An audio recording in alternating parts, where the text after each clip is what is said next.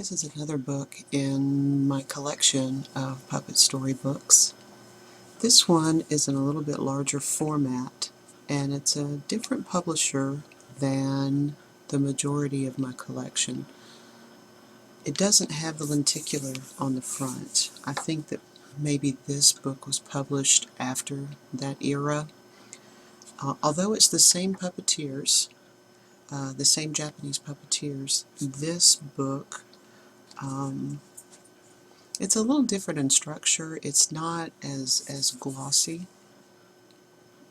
The pages aren't quite as thick.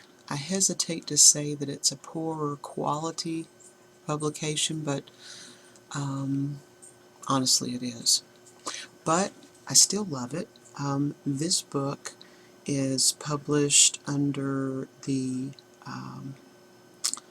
collection called The World of Fairy Tales. And it's a German publisher, I think. Frobel Kahn. It's either German, perhaps Japanese. I wish I knew more about it. But this book is absolutely full of beautiful, beautiful vignettes. And post puppets, of course.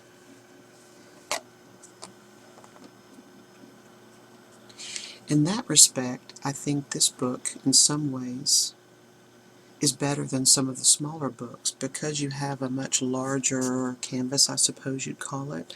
You have a lot more room for the vignette. And this one is spectacular. There's just all of this gold embellishment on things like the little boudoir chair and the grandfather clock. And of course here's Cinderella helping her stepmother and stepsisters. Everybody's pretty familiar with the story of Cinderella, so I won't read it word for word, but I did want to give an opportunity to see all the beautiful pictures. And here's the appearance of the fairy godmother in this beautiful coach. I always loved that. I always tried to picture what it would be like inside the coach, inside this little door. And the horses are lovely with their bridles. And their manes are, if you look closely, if you can see the detail, it's yarn, but still beautiful. And all the little appliques on her dress, it stuns me how detailed these were, and I think about how many hours must have been devoted to not only creating the puppets, but posing them, just for the sake of having pictures for a child's storybook. Just very unusual, and I'm not certain that we would see that these days. We would probably see illustrations, computer-generated illustrations. That's one of the things that makes these special to me. And here's Cinderella at the ball, of course. Fairy godmother had helped her get a dress and a footman and her carriage, and here she is meeting the prince. It's a beautiful chandelier. But, of course, she gets carried away and forgets that at the stroke of midnight all returns to as it was, and here she is dashing away from the prince because she hears the clock strike midnight. But she left behind her shoe, of course, and here she is back in her drudgery and her rags.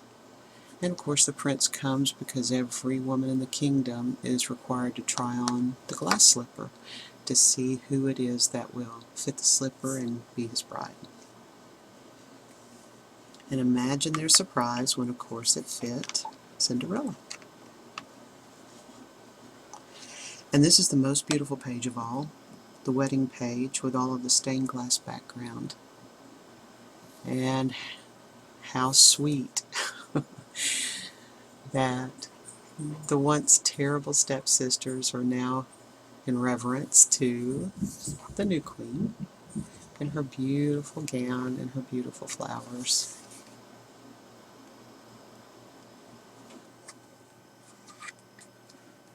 So this book, oh, and this is cute too. Of course, I purchased this book from a collector, but somewhere along the way, some very little girl named Anne felt compelled to write her name on this book.